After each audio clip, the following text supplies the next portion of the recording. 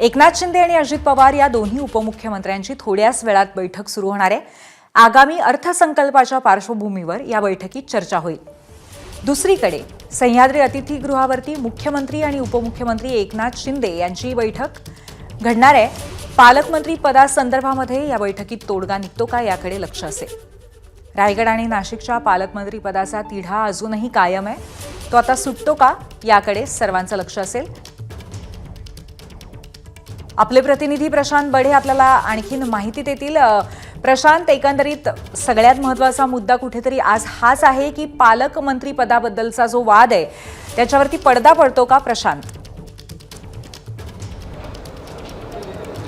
खरं तर आज महत्त्वाचा दिवस यासाठी आहे, मंत्रालयामध्ये देखील काही घडामोडी घडत आहेत। त्या ठिकाणी अर्थसंकल्पीय नियोजनाची बैठक जी आहे ती पार पडते आहे। काही वेळापूर्वी काही मंत्री या ठिकाणावरून गेलेत। गणेश नाईक असेल, परिवहन खात्याचे मंत्री असतील, गणेश नाईक असतील, यांच्या बैठका पार पडलेल्या आहेत आणि आता एकनाथ शिंदे जे आहेत ते अजित पवार यांच्या भेटीला या ठिकाणी मंत्रालयात येतील। या ठिकाणी देखील इतर त्यांच्या खात्याच्या चर्चेबरोबरच या महत्त्वाचं म्हणजे पालकमंत्र्यांच्या बाबतचा बैठकीमध्ये त्यांच्याबरोबर चर्चा होण्याची शक्यता आहे।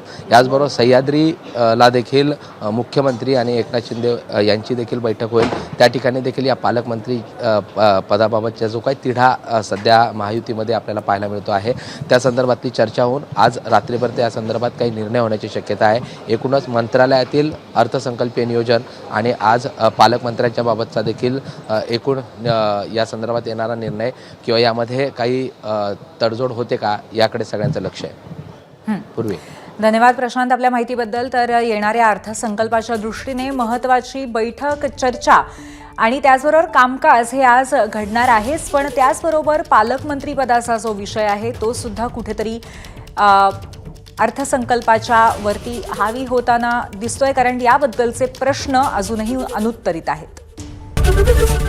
एबीपी माझा, उघडा डोळे बघा नीट।